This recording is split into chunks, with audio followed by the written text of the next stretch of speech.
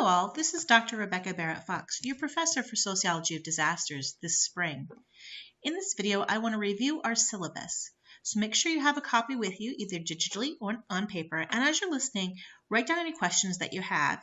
You can ask your questions in our class lounge, which is a spot where students can ask each other questions. And if you don't get it answered there, make sure you ask me. So our front matter is pretty standard syllabus stuff. There's me, my phone number, and my email address. Email is the best way to reach me. I check email daily, Monday through Friday. It may take up to 24 hours or even 48 hours sometimes if a question requires me to dig around for a little bit. But I will always answer questions for you. You'll note right away, though, that our work for classes is due on Sunday nights. That's pretty typical in AOS classes. And I don't check my email on Sundays. Sometimes I do, but we can't rely on it. So make sure that you look ahead to your work and ask any questions that you might have in advance of the weekend.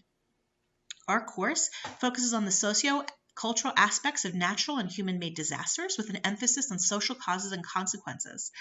In our class, we're going to introduce you to key concepts and findings in the sociology of disaster, focusing on the social aspects of risk and resilience, the social construction of disaster, the ways in which inequality shapes individuals' and communities' experiences of disaster.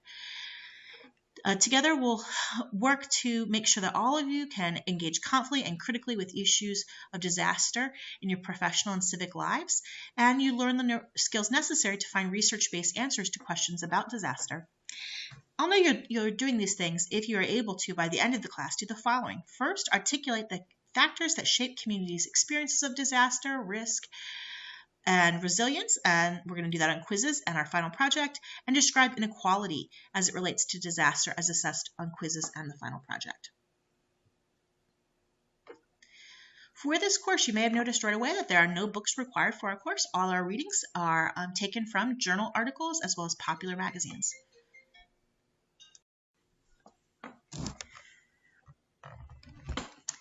For our course, you will need to be able to use Blackboard, email. You're going to need to know how to attach a document.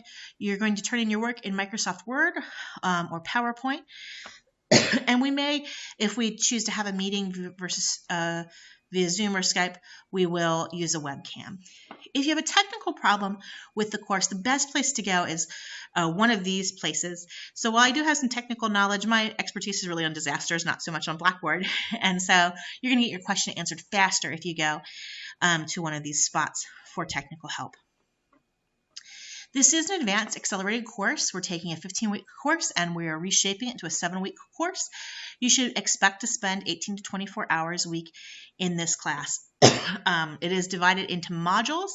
We have 6 rather than 7 modules, which is a little atypical for A-State online classes. So we have one module that lasts for 2 weeks. And this class, I'm really happy to say that in the past, I found that student effort really predicts student grade. That's exactly what you like to see as a professor. You like to make sure that students who are putting in the work are doing the learning and demonstrating that learning in their work. And so to earn an A, you're probably going to take about 18 hours a week, and you should have no missed or late assignments. Our assignments fall into a few major categories here. We have some minor assignments. These are really geared to helping you make sure you're staying on track and make sure on my end that I'm gauging how students are doing. These should be relatively easy points to achieve. An introduction to yourself on discussion board, a quiz over the syllabus. You can take that as many times as you like.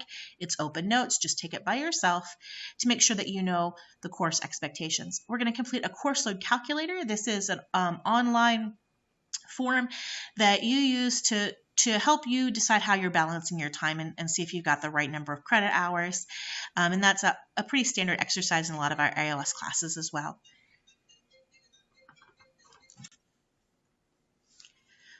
You'll take a citation quiz, which measures your knowledge of APA citations. And I know that sounds like something picky, but we're going to do them over and over again this semester, so I want to really get it right out of the box. As with the syllabus quiz, this is open notes, open book. You can take it as many times as you need until you get it right. The point, I call it a quiz, but really it's just like a learning exercise to make sure that you're getting the fundamental concepts of APA citation. And then at midterm and final, at the end of the course, I'm going to ask you to complete a brief reflection on what you've learned. So again, these are things that you get to work at until you get them right. And so I would hope that everybody gets all of these points. The bulk of your points this semester will come from quizzes. Each of our 5 kind of body modules has a theme and a quiz associated with that theme. That the quiz will be over the assigned readings and videos, and those are for the most part available online. We might have one that we need to run. I'm working on getting it for us right now. But each week you can be able to take the quiz up to 2 times, and it's the most recent, not necessarily the highest score that's recorded. And there is at least one quiz question from each of the readings and videos. So you're going to want to make sure you watch and read everything. If you take the quiz a second time, you'll notice that the questions do change. So there's a quiz bank, and the questions are drawn from that bank. So if you might get a same question twice, but you probably won't. Then about 40% of our grade is from the final project. We actually work a little bit on the final project all semester long. You're going to select a real disaster in week 1 that happens sometime in the last 100 years. It should be something that there's some peer-reviewed scholarly research on, at least, I say, 15 journal articles. Not that you need to use 15 journal articles, but you're going to want to be able to choose from them. It should be also something that no one else in the class has chosen. So each week, you're going to answer in discussion board a different question about your disaster. Questions like, when and where did it happen? How many people died? These are questions that just take a paragraph, maybe 2 paragraphs at most, to answer. You are going to cite to your research to show where you got it from. And so over the course of the semester, you're going to be building your knowledge base about your particular disaster as we go along. And you're also going to go into discussion board, and you're going to ask other people questions about their disaster to help them learn a little bit more about it. So this will prepare you, since we're going to do this in weeks 1, 2, 3, 4, and 5, this will prepare you for that final project at the end of the course. During the last week of the class, we focus exclusively on that disaster. You will, during Module 5, which will take 2 weeks to devote to Module 5, you'll, in addition to doing your regular work of reading our assigned readings, you'll pull together your bibliography during that week. Then in the last week of class, we're going to focus entirely on your final paper for the course.